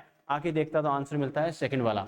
ठीक है, कहने का मतलब क्या है, मैक्सिमम बच्चों का ओपिनियन आप यही होता है, कभी एग्जाम हॉल से बाहर निकलते हैं क्या बनेंगे, शॉर्ट सेलेक्ट है, 90% का स्कोर बनेगा, 80% तो कम से कम है। और आके होता तो क्या होता है, वो अपने आप जब आंसर की मैच करता है अपने आप 2 या 3 से डिवाइड हो जाता है होता है नहीं होता बेटा, 30 और 40 पर आ जाता है। इसका रीजन क्या है, रटाफिकेशन। आ गया समझ में, फॉर्मूला रटता है कि ठीक है एम जेड बोले, एम बोले, एन ए बोले, ए बोले, मुझे ये दे रखा, डेंसिटी पूछिए, वैल्यू पुट करो और सोल्व करो। लेकिन मैंने क्या कहा, फॉर्मूला याद होना जरूरी है, लेकिन किस कंडीशन में क्या मुझे याद रखना है ये भी जरूरी है, और कहाँ गलती करवाएगा उसका मुझे कैसे ध्यान रखना है वो भी जरूरी है बेटा, ये ध्यान रखना। क्लियर, कोटा में टॉप रैंकर्स का सबसे बड़ा रीजन यही है बच्चों, वहां जाके मैंने यही बात सीखी है। अपने वो बात है मैक्सिमम जगह अपनी जगह सब अच्छा ही करवाते हैं, लेकिन मैक्सिमम यहाँ पे रटाफिकेशन चलता है कि ये फॉर्मूला होता है कर लेना, सोचते हैं बच्चा कर लेगा, एवरेज बच्चा तो कर लेता है, लेकिन जो टॉपर बच्चा होता है उसको थोड़ी प्रॉब्लम क्रिएट हो जाती है। क्या, वहां पे सबसे खास बात, यहाँ के बच्चे ज्यादा सेल्फ स्टडी करते हैं वहां के बच्चों से, लेकिन फिर भी टॉप रैंक उनकी आती है, क्योंकि वहां पर बच्चों हर टीचर मैक्सिमम टीचर ये जरूर बताते हैं बेटा ऐसे बोले तो ये ध्यान रखना है, ऐसा बोले तो ये करना है, ऐसा बोले तो ये मत कर देना, ये बोले तो ये मत कर देना वरना गलती कर जाओगे। और अपना टॉपर बच्चा भी क्या करता है, रट्टाफिकेशन सर ने कहा था फॉर्मूला लगाओ सोल्व करो आंसर आ जाएगा, बच्चा वही करके आता है, लेकिन वहां पे जो 2-4 चीजें बताते हैं वो बच्चे को टॉपर बना देती है। आ गया समझ में, क्योंकि बाकी जो रटाफिकेशन वाले बच्चे होते हैं सीधा फॉर्मूला रट के वैल्यू पुट करते हैं, अपने टीचर ने इतना ही बताया था वो रट के सोल्व करके आते हैं, और वो बच्चे ध्यान उनको याद आता सर ने कहा था ऐसे हो तो ये करना है ये नहीं करना। समझ में आ गया, तो हमेशा वो चीज पढ़ो बेटा, वैसे पढ़ो कि मुझसे गलती करवाएगा कहाँ, अरे सीधी सी बात, फॉर्मूला रटना पर्पस थोड़ी अपना, एग्जाम में कैसा क्वेश्चन आएगा और मुझसे कैसे गलती करवाएगा और उसका मुझे कैसे ध्यान रखना है, टीचर का यही तो रोल है। आ गया समझ में, क्लियर है, तो हमेशा ध्यान रखना बच्चों, आपको 2-3 साल पहले क्वेश्चन आया हुआ है, ध्यान रखना बच्चों, क्या आपको गलती किस में करवाएगा, एम, एम क्या है मास, इसकी अलग अलग यूनिट दे सकता है, किलोग्राम दे सकता है, ग्राम दे सकता है, क्लियर है, ठीक है। ए क्या है, एज लेंथ वो क्या दे सकता है हमें, metre, centimetre, angstrom, nanometre, fermi, picometre, angstrom किसी में भी दे सकता है, क्लियर है। तो ध्यान रखना दिमाग में क्या सेट होना चाहिए, मैं एक ही स्टेटमेंट बोल रहा हूं, the unit of M and A. बच्चा कहे सर आपने कई सारी यूनिट्स बोली है मास और एज लेंथ की, मुझे कौन सी यूनिट ध्यान रखनी है, तो क्या बोल रहा हूं सुनना अच्छे से, the unit of M and a is determined by unit of density, काम खत्म। आ गया समझ में, डेंसिटी की जो यूनिट होगी वही तो क्या होगी, एम और ए की यूनिट होगी। अब आपको सोचने की जरूरत ही नहीं है कि मुझे किस यूनिट में एम और ए को काम में लेना है, किस यूनिट में अप्लाई करना है। आ गया समझ में, अगर आपसे डेंसिटी आपसे बोला है ग्राम पर सेंटीमीटर क्यूब, इधर ध्यान दो बेटा, मैंने क्या कहा ग्राम पर सेंटीमीटर क्यूब बोल दिया, डेंसिटी बोला है ग्राम पर सेंटीमीटर क्यूब। अरे डेंसिटी होता ही क्या, मास अपॉन वॉल्यूम, इसका मतलब मास मुझे किस में लेना है, ग्राम में लेना है, क्लियर है, ठीक है। ए किस में लेना है, सेंटीमीटर, तो सेंटीमीटर का क्यूब अपने आप क्या हो जाएगा ए क्यूब, यानी ग्राम पर सेंटीमीटर क्यूब, डेंसिटी वाली यूनिट मैच हो रही नहीं हो रही, हो रही है बेटा। सेम यूनिट में दे रखा है तो ठीक है, नहीं दे रखा तो मुझे कन्वर्ट करना है, समझ में आ गया। अगर आपको डेंसिटी बोलना है किलोग्राम पर मीटर क्यूब, इसका मतलब ये बताओ बेटा कौन सी यूनिट में मुझे यूज करना है,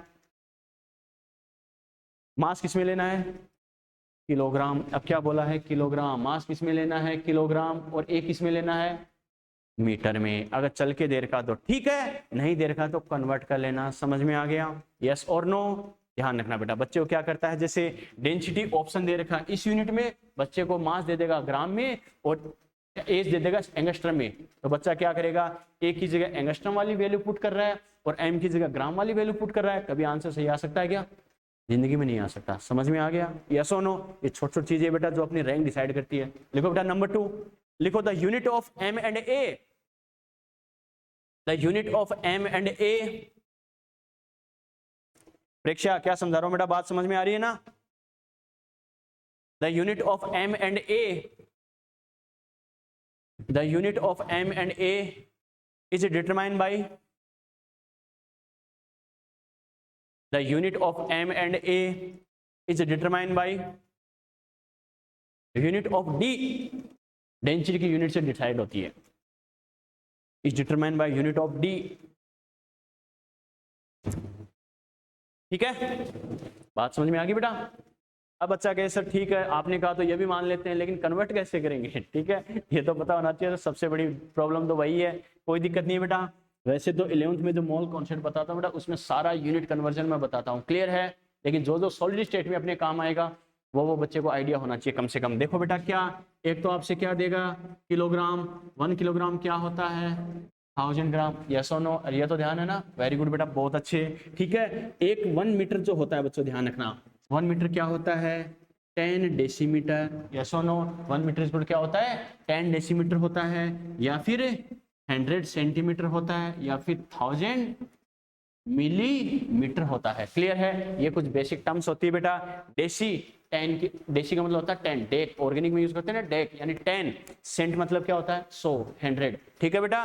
और क्या होता है मिली, मिली मतलब क्या होता है 1000 के लिए यूज होता है बच्चों, आ गया समझ में। 1 मीटर में इतने डेसीमीटर, इतने सेंटीमीटर, इतने मिलीमीटर, आ गया समझ में, क्लियर है बेटा। ठीक है, अगर अपन बात करें 1 लीटर की, अगर बात करें बेटा तो 1 लीटर कितना हो जाता है बच्चों, 1000 मिलीलीटर। जैसे 1 मीटर में क्या होता है 1000 मिलीमीटर, वैसे 1 लीटर में 1000 मिलीलीटर, समझ में आ रहा है, यस और नो, क्लियर है बच्चों। ठीक है, और एक चीज और ध्यान रखना बच्चों, क्या 1 लीटर इक्वल टू होता है 1 डेसीमीटर क्यूब, क्या होता है 1 लीटर इक्वल टू क्या होता है 1 डेसीमीटर क्यूब, और 1 जो ml होता है वो होता है 1 centimetre cube, clear. Mall concept में पूरा कन्वर्ट करके बताऊंगा बेटा, अभी इतने टाइम वेस्ट की हमें जरूरत है नहीं, लेकिन फिर भी जो जो काम आएगा वो बता रहा हूँ, ये ध्यान रखना। ये कुछ ट्रिक्स है बेटा, ये बार बार हमारे काम आएगी। मैंने क्या कहा, इधर ध्यान दो, 1 लीटर क्या होगा 1 डेसीमीटर क्यूब, 1 ml क्या होता है 1 सेंटीमीटर क्यूब होता है, क्लियर है बच्चों। ठीक है, एक चीज और ध्यान रखना, क्या एंगस्ट्रॉम, पिकोमीटर, नैनोमीटर, फर्मी, ये जब नाम आ जाए तो ध्यान रखना आपको क्या करना है।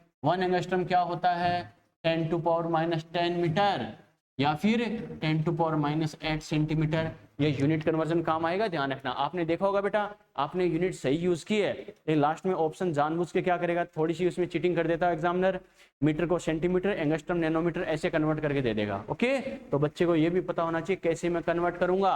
अपन इसके बाद क्वेश्चन ट्राई करेंगे, उसमें मैं कन्वर्ट करके बताऊंगा भी बेटा कि आंसर इसमें ना देखे, इसमें बोले तो क्या करना है, उसमें बोले तो क्या करना है, ठीक है। और ध्यान रखना, अगर बात करें 1 नैनोमीटर, 1 नैनोमीटर होता है 10 टू पावर -9 मीटर, ओके। या फिर सेंटीमीटर में कन्वर्ट कर दो, 100 से मल्टीप्लाई कर दूंगा तो ये कितना हो जाएगा 10 टू पावर -7 सेंटीमीटर। या फिर आपसे बोले 1 पिकोमीटर, पिको होता है 10 टू पावर -12 मीटर, और 10 टू पावर -10 सेंटीमीटर, आ गया समझ में, यस और नो। तो ये कुछ वैल्यूज है बेटा, ध्यान रखना कैसे करना है, मुझे क्या करना है, क्लियर है, कोई डाउट।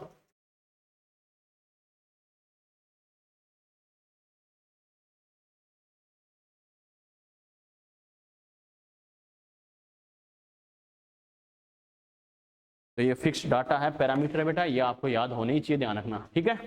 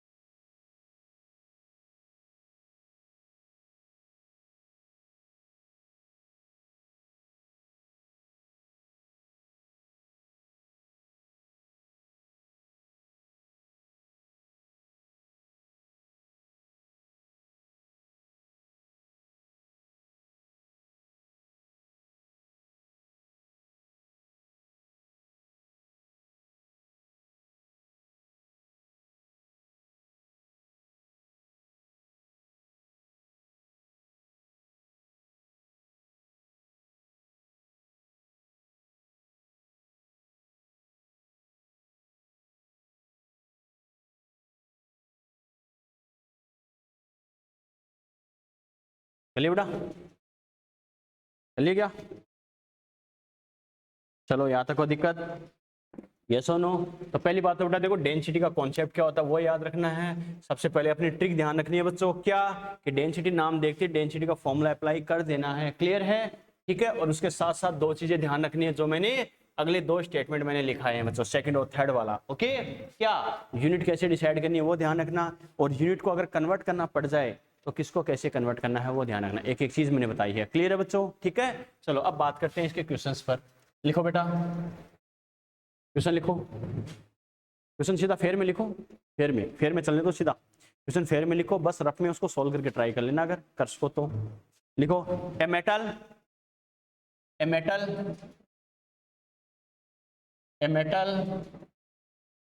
ब्रैकेट में लिखो बेटा MW equal to 60 gram.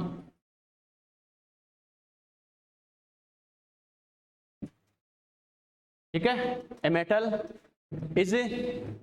Metal is crystallise अलग अलग यूनिट सेल होती है ना, मैंने क्या कहा, a metal is crystallised in BCC,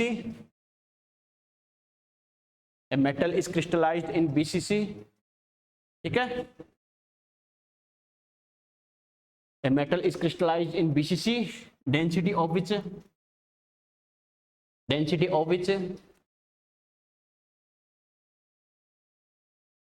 6 gram per centimetre cube. A metal is crystallized in BCC, density of which 6 gram per centimeter cube. Then calculate the edge length of unit cell. Then calculate the edge length of unit cell. Then calculate the edge length of unit cell. Calculate the edge length of unit cell. लिख लिया बच्चों। चलो बेटा देखो कैसे करना है, क्या करना है। सबसे पहले बेटा देखो, अगर अपन बात करें तो मैंने क्या कहा, डेंसिटी देखते ही सबसे पहले बात करें तो क्या करना है अपन को, डेंसिटी का कॉन्सेप्ट लगाना है, यस और नो। तो सबसे पहले डेंसिटी नाम देखते क्या कर देना, डेंसिटी का कॉन्सेप्ट लगा देना। वो क्या होता है बच्चों, Z upon N A multiply by क्या करना है बच्चों, एम, और अपॉन में क्या करना है वी, यस और नो होता है बच्चों, क्लियर। ठीक है, और हमें पता है इसको अपन क्या लिख सकते हैं, density equal to Z multiply by M upon क्या करना है N A multiply by V की जगह मैं क्या कर सकता हूँ ए क्यूब, क्लियर। मैंने क्या कहा, डेंसिटी नाम देखते ही मुझे क्या करना है, डेंसिटी का फॉर्मूला अप्लाई करना है, क्लियर है। अब ये बताओ मुझे इसमें पूछा क्या है, क्या पूछा है बेटा, एज लेंथ मतलब किसकी बात कर रहा है, ए की बात कर रहा है, बिल्कुल बेटा ए की बात कर रहा है। तो बच्चों देखो जिसको कैलकुलेट करना है, इसको अगर एक साइड लेके आ जाऊं तो ए क्यूब इक्वल टू क्या हो जाएगा, Z multiply by M upon क्या लिखेंगे, डी मल्टीप्लाई बाई क्या लिखेंगे, एन ए, यस और नो लिखेंगे बेटा।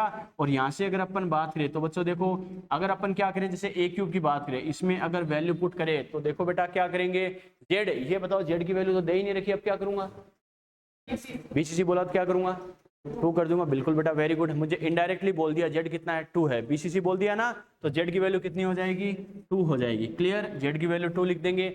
एम कितना बोला बच्चों, देखो ब्रैकेट में लिख रखा है 60 ग्राम, तो 60 ग्राम लिख दो। डेंसिटी कैसे करेंगे बेटा, 6 ग्राम पर सेंटीमीटर क्यूब, ये हमें दे रखा है, मल्टीप्लाई बाय क्या करना है एन ए, ये पता ही होता है 6 मल्टीप्लाई बाय 10 टू पावर 23, चल के नंबर ऑफ पार्टिकल देता तो ठीक है, नहीं दे रखा तो अपन क्या करेंगे, एन ए की वैल्यू पुट कर देंगे, क्लियर है बच्चों। ये बताओ बेटा देखो, अरे एन ए से ग्राम को उड़ा सकते नहीं उड़ा सकते, उड़ा सकते हैं बच्चों, ठीक है। इसे करें तो ये कितना होगा, 10 होगा या नहीं होगा, होगा बच्चों। ये कितना होगा, 3 होगा या नहीं होगा, होगा बेटा, ठीक है। तो देखो ए क्यूब अगर मैं बात करूं ए की, ए बच्चों देखो क्या हो जाएगा, 10/3 यानी कितना हो जाएगा 3.33 मल्टीप्लाई बाय 10 टू पावर, ये ऊपर जाएगा 23 किसका हो जाएगा -23 सेंटीमीटर, ऊपर जाएगा क्या हो जाएगा सेंटीमीटर क्यूब, यस और नो। और इधर से क्यूब हटाऊं तो पावर 1/3 आएगा नहीं आएगा, यस और नो। देखो यूनिट वाले कॉन्सेप्ट से हमें ये पता चल जाएगा, ये मेरे पास जो ए आएगा वो सेंटीमीटर में आएगा। आपको सेम ऑप्शन दे सकता है, जैसे मान लो आंसर मेरे पास ए का आ गया 10, सपोज करो आपको ऑप्शन दे रखा 10 मीटर, तो बच्चा 10 मीटर करेगा क्या, नो बच्चों, मेरे पास ये आंसर आया 10 सेंटीमीटर, सेकंड ऑप्शन दे रखा 10 सेंटीमीटर, वो करेक्ट है। समझ में आ गया, तो बच्चे का दिमाग काम में लेता है, बच्चा है रटाफिकेशन करता, सारी चीजें चेक करेगा, क्लियर है बेटा, ठीक है। अब देखो बच्चों इसको करने का तरीका देखो बेटा कैसे करना है, इधर ध्यान दो एक बार। 10 की पावर -23 है, पावर 1/3 का मतलब क्या, एक वैल्यू के 3 पार्ट करने हैं। मैंने क्या कहा, किसी वैल्यू को 3 पार्ट ऐसे लेने हैं जिनको वापस मल्टीप्लाई करने पर वही वैल्यू आ जाए, आया समझ में। मैंने क्या कहा, ऐसे किसी डिजिट के 3 पार्ट ऐसे करने हैं जिसको वापस मल्टीप्लाई करने पर वापस वही आ जाए, आपको उसका 3rd पार्ट लेना है, ओके। तो कैसे करना बेटा समझना, देखो 10 टू पावर -23 इसके 3 पार्ट पॉसिबल है क्या, नहीं बच्चों, क्योंकि हमें पता है ये ओड नंबर में है, ठीक है। 23 का 1/3 कर सकते हैं अपन इंटीजर में, नहीं बच्चों। इसका मतलब इसके आसपास वाले वैल्यू में कन्वर्ट कर लो, कैसे, अगर ये 24 होता, 24 को 3 से डिवाइड कर सकते नहीं कर सकते, अरे 8 आ जाता है, यस और नो। इसका मतलब इसको 24 बना सकते नहीं बना सकते, मैथमेटिकली बना सकते बेटा। कैसे? अगर इसको मैं ये बनाऊं बच्चों, देखो कैसे, यानी 10 टू पावर क्या करूं, -23 से -24 बना दूं, तो ये बताओ साथ वाली वैल्यू कितनी हो जाएगी? 33.33, यस और नो। अरे इसको 23 से 24 बना दिया, माइनस में ज्यादा यानी एक्चुअल में कम, इसको कम कर दिया तो बैलेंस करने के लिए साथ वाली वैल्यू को इंक्रीज कर दो, बैलेंस करने के लिए इसको वन टाइम डिक्रीज किया यानी 10 से डिवाइड कर दिया, इसको 10 से मल्टीप्लाई कर दो बैलेंस करने के लिए। क्लियर है? तो इसको 3.33 से क्या बना दूंगा? 33.33, यस और नो। ठीक है, आगे क्या है? सेंटीमीटर क्यूब और इसकी पावर 1/3। ये कैसे गया, समझ में आया? अरे एलकेजी यूकेजी में जो अपन करते हैं 10 से डिवाइड कर दो, 10 से मल्टीप्लाई कर दो टाइम पास करने के लिए, वही अपन ने किया। समझ में आ गया? कैलकुलेशंस को इजी बनाने के लिए। अब बच्चों देखो कैसे करेंगे, ऑलमोस्ट देखो बेटा कैसे, यानी 33.33 का 1/3 पार्ट कैसे लेना है, ऐसी डिजिट लेनी है जिसको 3 टाइम मल्टीप्लाई करने पर वापस यही आ जाए। तो बच्चे को अगर डायरेक्टली आइडिया नहीं हो तो 1 से स्टार्ट कर दिया करो बेटा, कोई दिक्कत नहीं है। 1 को 3 टाइम मल्टीप्लाई करके देखते हैं 33 आता है नहीं आता। 1 को 1 से मल्टीप्लाई करेंगे कितना आएगा? शाबाश, ध्यान है ना, वापस 1 से करो कितना आएगा बेटा? बहुत अच्छे बेटा, ठीक है, ऐसे बच्चे चाहिए मुझे क्लास में। कहने का मतलब क्या, यानी 1 को 3 टाइम मल्टीप्लाई किया बेटा तो 1 ही आया। अपन को 1 तक रुकना है क्या? नहीं, अपन को कहां तक जाना है? 33 तक जाना है। क्लियर? ठीक है बेटा, आगे बढ़ो जिंदगी में। 1 के बाद 2 चलो, ये आपको वही बात है, लॉलीपॉप मेथड बता रहा हूं मैं। तो अगर डायरेक्टली दिमाग में नहीं आए कितना मैं लूं, तो 1 घंटे तक कैलकुलेशन करने की बजाय फिंगर पे कर लेना, कोई दिक्कत नहीं बेटा। कैसे? 1 से तो 1 तक ही पहुंचे, हमें 33 तक पहुंचना है। उसके बाद चलो 2 को 2 से करो कितना आएगा? बहुत अच्छे बेटा। फिर 2 से करो कितना आएगा? 8 आएगा बेटा। इसका मतलब 8 तक ये कैसे कराऊं? रोहित समझ में नहीं आ रहा, सर पकड़ के क्यों बैठे बेटा? बता देना, बोर्ड पे करके बता दूंगा, कोई डाउट हो तो। बात समझ में आ रही है क्या? कहने का मतलब क्या, रेस्पॉन्स तो दो। 2 को 2 से ऐसे बैठ रहे थे, मुझे लगा समझ ही नहीं आ रहा इसके। इतनी कैलकुलेशन टिपिकल है क्या? कोई बात नहीं बेटा, रेस्पॉन्स देते रहो, पता चले कि हाँ समझ में आ रहा है। इधर ध्यान दो। तो मैंने क्या कहा बेटा, देखो 2 को 2 से करे कितना आ जाएगा? 4, ठीक है। फिर 2 से करे कितना आ जाएगा?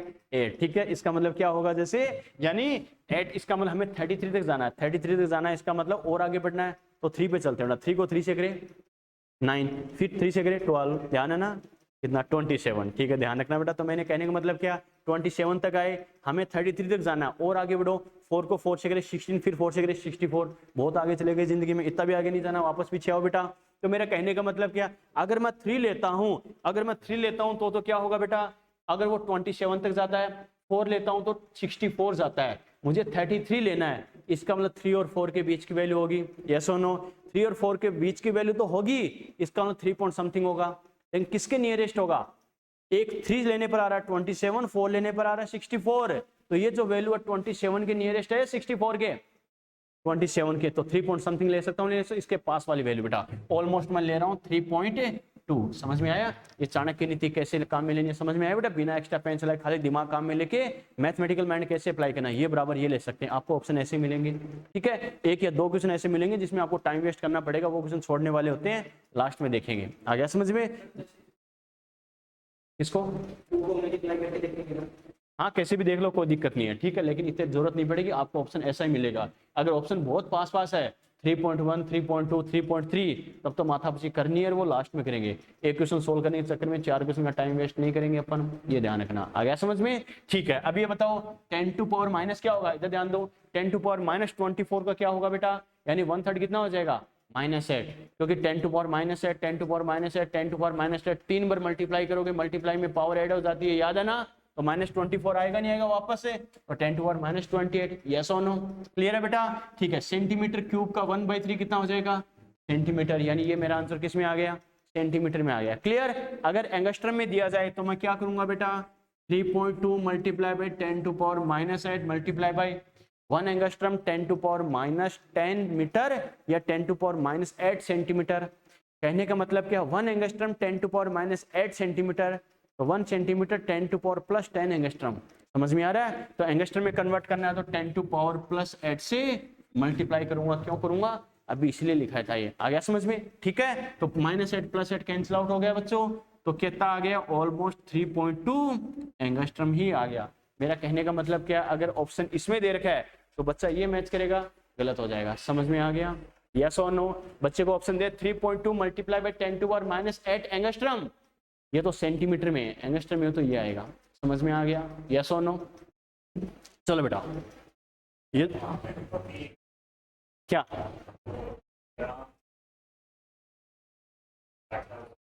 हाँ कौन से वाला, ये वाला बेटा, इसको तो कैंसिल आउट कर, ये सेंटीमीटर क्यूब वाला 3 है, ये वाला है ये।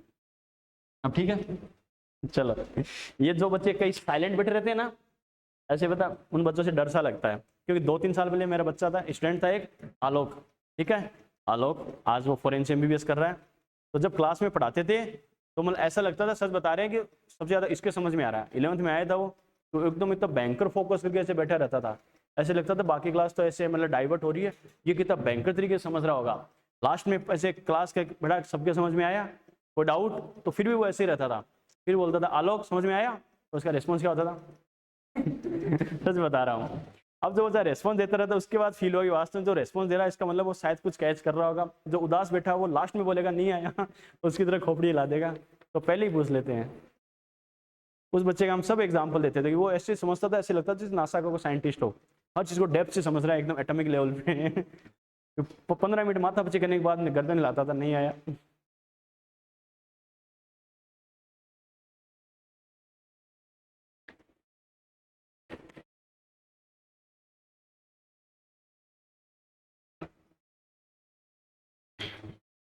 तो जो बच्चा साइलेंट बैठा रहता है उससे सबसे ज्यादा डर लगता है कि वो आधे घंटे बाद कहेगा नहीं समझ में आया इससे तो साथ साथ बता देना बेटा, कोई टेंशन नहीं है।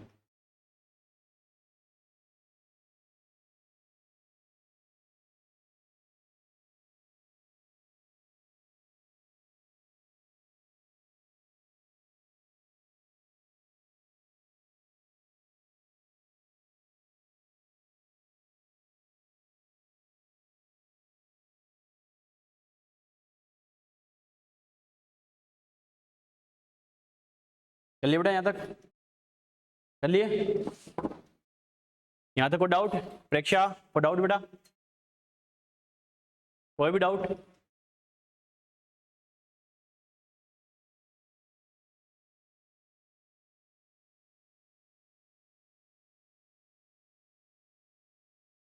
चलो कर लिए, चलो बेटा नेक्स्ट क्वेश्चन लिखो, लिखो देखो, the edge length of unit cell, the edge length of unit cell is 4.92 angstrom. The edge length of unit cell is 4.92 angstrom. The edge length of unit cell is 4.92 angstrom and density is 11.55 gram per centimeter cube. Board पे data confirm कर लेना बेटा। edge length of unit cell is 4.92 angstrom and density of unit cell is 11.55 gram per centimeter cube. लिख लिए? Density of crystal is 11.55 gram per centimeter cube of crystal lattice of PB.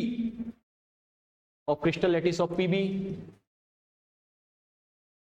Bracket में लिखो MW is equal to 208 of crystal lattice of PB. MW is equal to 208.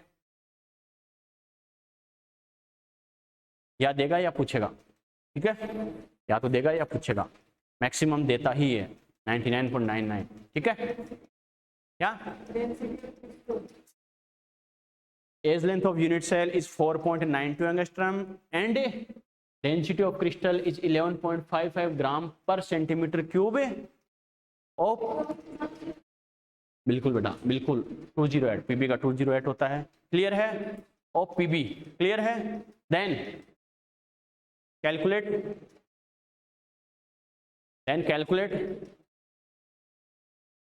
the types of, calculate the type of crystal lattice of PB. Atom होगा तो atom का मास दे देगा, molecule होगा तो molecule का मास दे देगा बेटा, okay. Calculate the type of crystal lattice of Pb. कहने का मतलब क्या बेटा, आपको क्या दे रखा है, आपको जैसे एज लेंथ दे रखी है, डेंसिटी दे रखी है, मोलर मास दे दिया, क्लियर है। अब आपसे बोले क्रिस्टल लैटिस किस टाइप का होगा पीबी का, तो ये बताओ कैसे कैलकुलेट करूंगा, जेड से क्या पता चलेगा, उससे बस जेड की वैल्यू स्पेसिफिक होती है बेटा, जेड की वैल्यू जो भी आ रही है उससे पता चल जाएगा एससीसी है, बीसीसी है, एफसीसी है, यस और नो, यही तो हमें बताना है। आ गया समझ में? क्लियर है? बस बच्चे का दिमाग क्या चलना चाहिए कि सबसे पहले डेंसिटी देखते हैं, डेंसिटी का कॉन्सेप्ट अप्लाई कर दो। क्लियर? अब डेंसिटी मुझे दे रखी है यहाँ पर, ठीक है, एम मुझे दे रखा है, एज लेंथ मुझे दे रखी है, एन ए नहीं दे रखा तो आओगा तो नंबर अप्लाई कर ही देंगे। क्या बच गया? जेड। जेड की वैल्यू आ जाएगी तो हमें पता है एससीसी, बीसीसी, एफसीसी, एचसीपी सभी के लिए जेड स्पेसिफिक है या नहीं है। तो जेड की वैल्यू जितनी आ रही है उसी मतलब ऐसा ही क्रिस्टलेटिस हो जाएगा जैसे एससीसी वाला है, बीसीसी वाला है, कैसा है बेटा? आ गया समझ में? क्लियर है? इसका मतलब जेड मुझे कैलकुलेट करना है। जेड अगर कैलकुलेट करना है तो क्या लिखेंगे? D multiply by N A multiply by a cube upon में क्या करेंगे बेटा? एम। जो कैलकुलेट करना है उसको एक तरफ ले आओ तो क्या लिखेंगे? जेड इक्वल टू, बेटा देखो डेंसिटी कितनी है? 11.55 ग्राम पर सेंटीमीटर क्यूब, ठीक है। एन ए कितना होता है बेटा? 6 मल्टीप्लाई बाई 10 टू पावर 23। और ए मुझे कितना दे रखा है? 4.92 एंगस्ट्रम। और क्या करना है? इसका क्यूब करना है, अपॉन में क्या करूंगा? एम 208 नहीं दे रखा तो ग्राम। ध्यान रखना बच्चों, देखो इसमें मैंने जानबूझ के एमडब्ल्यू की यूनिट नहीं लिखाई है। बच्चा सोचेगा सर किस में है, इधर ध्यान दो, मैं जानबूझ के अलग अलग यूनिट्स में लिखाऊंगा। नहीं ध्यान दे तो आपको कल के नहीं देखा तो आपको किस में मानना है? ग्राम में मानना है। आ गया समझ में? अपन ग्राम में यूज करते हैं। अब देखो बेटा कैसे करेंगे। अब ये बताओ, मैंने वैल्यू तो पुट कर दी है लेकिन मैं डायरेक्टली सोल्व कर लूंगा क्या? क्यों बेटा?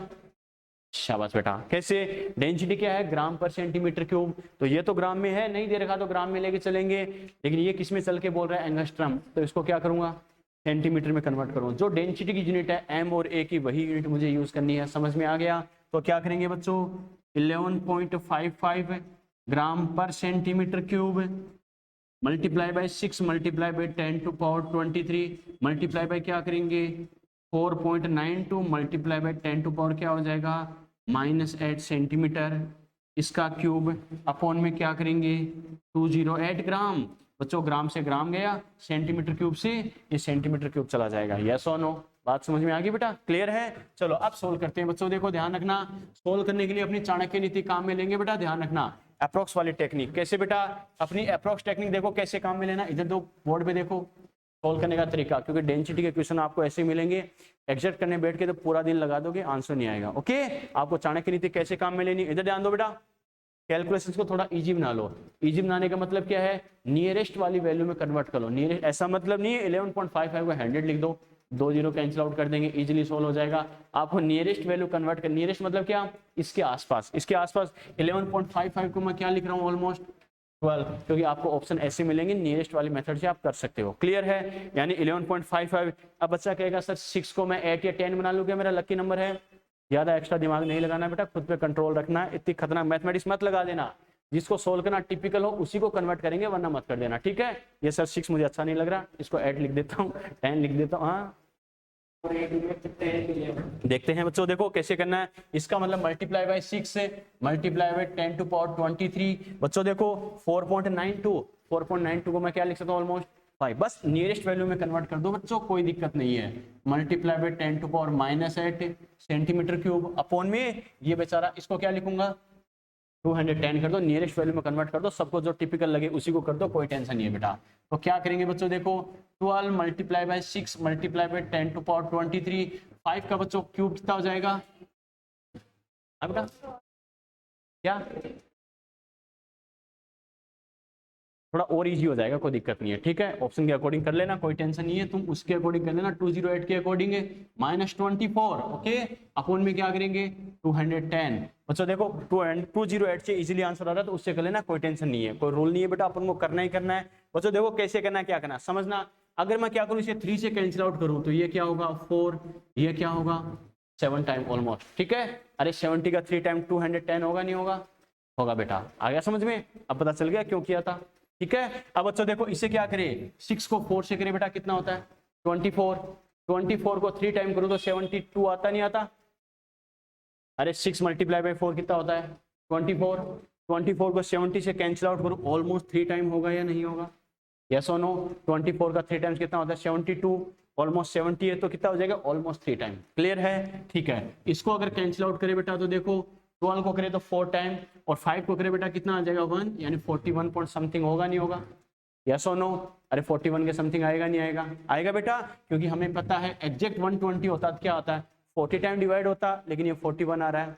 आ गया समझ में? क्लियर है? इसका मतलब बच्चों देखो क्या लिखेंगे, z इक्वल टू देखो अपने पास क्या आ गया 41 है multiply by 10 to power plus का 23 माइनस का 24, यानी कितना आ गया -21 आ गया समझ में? क्या आया बेटा माइनस कितना -1 आ गया, यस और नो?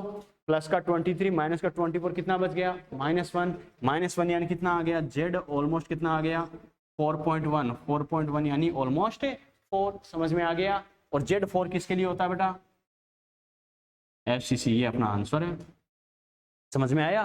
तो अप्रोक्स मेथड से ही आपको सोल्व करना है बेटा, वरना एग्जैक्ट लेके बैठ जाओगे तो आंसर नहीं आएगा, आएगा तो भी 2 या 3 क्वेश्चन के बराबर टाइम खा जाएगा, कोई फायदा नहीं है। आ गया समझ में? आप 208 को 2010 बनाते हो चाहे 205 बनाते हो, वो आपकी कोई दिक्कत नहीं है, आप पे डिपेंड है बेटा, लेकिन आंसर जो अपना आ रहा है ऑलमोस्ट वाला आना चाहिए, ज्यादा डिफरेंस नहीं आना चाहिए बेटा। आ गया समझ में? जो कैलकुलेशन दे रखी है उसी से सोल्व हो रहा था उसी के अकॉर्डिंग कर लेना, उसी से सोल्व नहीं हो रहा तो उसको अपनी चाणक्य नीति काम में लेके क्या करना, थोड़ा सिंपल बना के सोल्व कर लेना बेटा, क्योंकि आपको ऑप्शन ऐसा ही मिलेगा। फिजिकल और फिजिक्स में एक एक क्वेश्चन मैक्सिमम ऐसा मिलता है जिसमें एग्जैक्ट करना बैठता है। मेडिकल की बात कर रहा हूँ, जेई में तो क्वेश्चन कई मिल जाते हैं, लेकिन वहाँ पे टाइम भी ज़्यादा देगा, सीधी सी बात है। मेडिकल में एक क्वेश्चन के 40 सेकंड्स होते हैं एवरेज, 40 सेकंड्स में बच्चे को क्वेश्चन पढ़ना है, 2 बार सोल्व करना है, ऑप्शन मैच करना है, फिर तुक्का भी लगाना है, जय माता दी से कौन सा होगा, सेकंड होगा, थर्ड होगा, यानी कई सारा टाइम यूज़ करना है। लेकिन जेई में हमें पता है बेटा, मेंस की बात करें जैसे एक क्वेश्चन के 3 मिनट 2 मिनट मिलते हैं, एडवांस में तो 3 मिनट मिलते हैं। अब ऐसा तो है नहीं कि मेडिकल की तरफ 40 सेकंड में क्वेश्चन सोल्व करके बैठ जाओ, बाकी अगले 2 मिनट में बैठ के गप्पे मारो, ठीक, ऐसा टाइम तो देगा नहीं। तो वो क्या करता है 2 या 3 मिनट के बराबर टाइम का क्वेश्चन दे देगा, या तो थोड़ा कैलकुलेशन में लेंथी दे देगा, या 2-3 कॉन्सेप्ट को मिलाकर क्वेश्चन दे देगा, बाकी कॉन्सेप्ट वही है, उसमें कोई चेंजेस नहीं है। आ गया समझ में? क्लियर? लेकिन कैसे करना चाहिए, कैलकुलेशन टिपिकल हो तो एग्जैक्ट हो रही है तो वैसे कर लो, टिपिकल हो तो अप्रॉक्स मेथड से कर लेना। आ गया समझ में? तो जो मैंने क्वेश्चन बैंक आपको दिया बेटा, डेंसिटी के कॉन्सेप्ट तक क्वेश्चन सोल्व कर लेना। आ गया समझ में? ठीक है, डेंसिटी के कुछ क्वेश्चन नेक्स्ट लेक्चर में अपन और भी करेंगे, अभी कंप्लीट नहीं हुआ बेटा, नेक्स्ट लेक्चर में अपना डेंसिटी कंप्लीट हो जाएगा, इसके कुछ क्वेश्चन नेक्स्ट लेक्चर में करेंगे। तो ध्यान रखना, कल आपका संडे आपके लिए फ्री है बेटा, उसमें आपको क्या करना है, यहाँ तक का क्वेश्चन बैंक सारा सोल्व कर लेना। जो जो कॉन्सेप्ट आपको पढ़ा दिया है कॉपी में हेडिंग देखो, ये हमें पढ़ाया गया है क्या, बस उसके क्वेश्चन सोल्व करना स्टार्ट कर दो। जो जो आपको लगे ऐसा क्वेश्चन ऐसा कुछ बताया नहीं है, इसका मतलब वो छोड़ दो, वो आगे आएगा, वो 1 बाय 1 अपन डिस्कस करेंगे कैसे करना है क्या करना। समझ में आ गया? यस और नो? चलो बाकी इसको डिस्कस करें बेटा नेक्स्ट लेक्चर में। Okay bye. तो डेंसिटी तक के क्वेश्चन नेक्स्ट लेक्चर में कंप्लीट हो जाने चाहिए, नेक्स्ट लेक्चर तक। ओके बेटा, संडे को बेटा अच्छे से यहाँ तक कॉपी रिवाइज कर देना, सारे क्वेश्चन कर देना, कल फायदा उठाना है इसका। ठीक है बेटा, चलो बाय।